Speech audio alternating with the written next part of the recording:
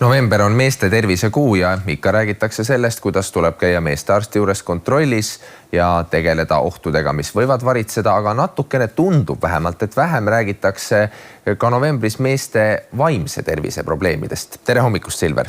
Tere hommikust! Kas on nii, või ma eksin, et äkki on aastatega paremaks läinud, et vaimse tervise probleemidest ikka räägitakse natukene vähem kui näiteks eesnäärme probleemidest?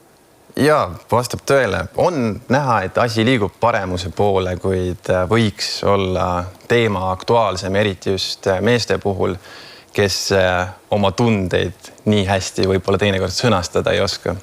Mis sees toimub? Enne kui me selleni jõuame, et kuidas seda ehk paremini teha ja mida tähele panna, siis sina ei istu siin ju ka mitte põhjuseta täna. Sul on enda lugu rääkida, sul on diagnoositud depressioon ja ärevushäire. Mis oli see hetk, kui sina said aru, et asi on tõsine, see ei ole lihtsalt midagi sellist igapäevast, mis läheb üle? Ma sain sellest nii aru, et ma oskasin head nägu teha, ma kandsin maski ja pigistasid silma kinni sellistel väikestel ärevatel momentidel ja võib-olla ka õrnadel paanikamomentidel, kuniks ühel päeval tekkis selline hetk, kus oligi esimene kõige suurem paanikahoog, meeletu surmahirm, hulluks minemise hirm ja mõtted, mis ei allunudki enda kontrollin enam, sest neid oli miljoneid tuhandeid ja meeletu hirm üldse hakkama saamise ees ja elust osa võtmise ees. Et see oli see punkt, kus ma sain aru, et midagi on nüüd kardinaalselt valesti lihtsalt. No kui sa tagasi mõtled, kas sa oleksid saanud enne üldse midagi väga teha, kuidas selle varajase märkamise, ennetamise ja reageerimisega on? Et sa ütlesid, et sul oli äratuskell, ühel hetkel hakkas tirisema ja siis sa mõistsid. Jaa, ma oleks võinud olla teadlikum ja mul oleks võinud olla ka rohkem infot ja see teadmine, et on okei abi küsida, on okei jagada.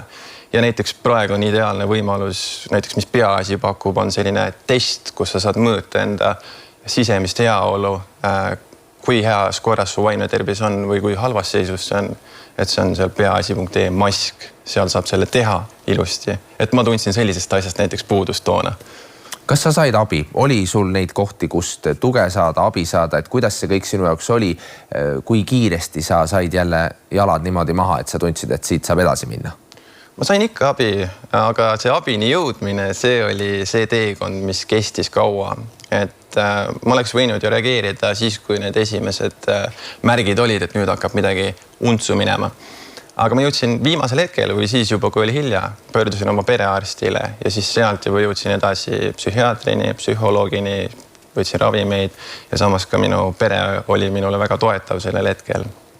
Ja mis ma abi suhtes võib-olla veel ütleksin, et mis mul sellel hetkel ei meeldinud üldse, olidki need järjekorras ootamine ja samal ajal professionaaliga suheldes, et mida ma päriselt tunnen ja olla 100% aus ja mitte karta seda hukkamõistu, sest arst tegelikult ei mõista sind hukka.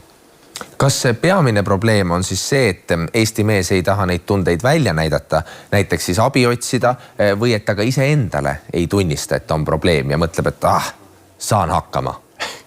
Ma arvan, et ma saan öelda nii, nagu ma ise tundsin, et just nagu viimane, nagu sina ütlesid, et ma saan hakkama, küll läheb ise üle, ei ole hullu midagi ja siis kuni lõpuks see kõik koguneb ja mingi hetk käib see plahvatus, kus siis juhtubki midagi. Et minu arust on täiesti okei rääkida sellest, kui ongi raske. Samas neid sõnu võib olla keeruline leida, et ma tunnen ennast masendunult või ma tunnen ennast nõrgana või ma tunnen, et ma ei jaksa enam. Et neid on meesterahvana väga keeruline välja öelda, sest kes meist tahab nõrk olla, aga asi ei olegi tegelikult võib-olla nõrkuses, vaid julgedki olla haavatav ja siis selle rääkimisega leiadki neid lahendusi, mida ette võtta järgmiseks. Mida sa kogemusnõustajana näinud oled? Kui levinud jätkuvalt on see arusaam, et tunnete väljanäitamine on ka nõrkuse märk, mitte märk sellest, et sa oskad jagada ja sa oskad teatud asju endale ja teistele tunnistada? Just oma kogemusnõustaja töös inimesed, kes minuni jõuavad, me jagame väga palju sarnast teekonda ühel või teisel moel. Ja just see tunnete endas hoidmine või kasutamine nende tuimestamiseks erinevaid meetmeid, siis näiteks alkohol või mõnuained, nendest põgenemine üldse. Et väga palju on selliseid lugusid minuni jõudnud. Ja siis, kui me saame ka omavahel suhelda ja jagada, et mida me oleme tundnud, mida me oleme läbi elanud, siis inimene saabki aru, et täitsa lõpp, ma ei olegi üksi. Keegi on veel nii tundnud ja see annab meeletu tõuke, meeletu jõu edasiminekuks ja üldse siis ka iseenda avamiseks ja üldse hakata pihta siis kordasaamisega. Need vaimse tervise probleemid tabavad ju mehi ja naisi ühtviisi, aga statistika ütleb ka selgelt, mida sa mainisid, et mehed väga tihti valivad abi saamiseks enesehävituslikud viisid, et seda teevad mehed palju rohkem kui naised. Just kindla peale. Ma olen ise seda sama teed ette võtnud, just see enesehävitav tee, alkohol, mõnuained samamoodi ja jõudnud isegi punkti, kus ma mõtlen, et milleks ma üldse enam olen ja tahtmine enda elu siis ära lõpetada. Aga see oligi see kõige mustem koht, mis aitas nagu tagasi tulla. Ja meestele kindlasti soovituseks, et jah, see alkohol või üldse muud enesehävituslikud teed võib olla selline hea viis toimetulekuks, aga ta on ainult siis hea, kui see tegevus jätkub, nii kui see ära võtta, on kõik kohe tagasi. Kõik need tunded tulevad üles, kõik see, miks üldse ma teen seda, see kõik tuleb tagasi ja see tegelikult pidurdab seda taastumise protsessi.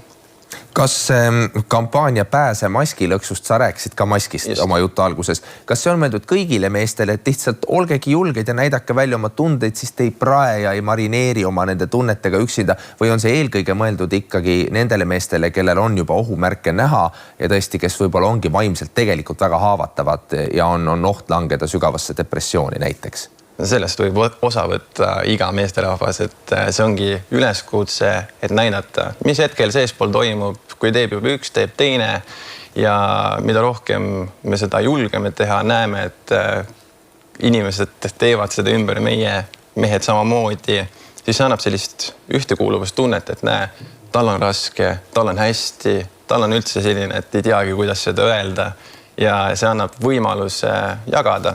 Ja täpselt tekitabki seda ühtekuuluvustunnet. Ja muidugi võib see paljuks olla eeskujuks ka inimesel, kellel juba on see punkt, kus peaks abi otsima ja annab seda lisatõuget juurde. Et langetame maski ja näitame tegelikult, mis sees toimub. Kas või korraks, kas või novembris meeste tervise kuul. Just, et see kas või see väikene tõuge. Silver, aitäh, et sa tulid natukene rääkisid oma kogemusest ja kindlasti märkimisväärselt julgustasid mehi astuma samme, mis võib-olla nii lihtsalt ei taha tulla, aga mis on vajalikud. Aitäh!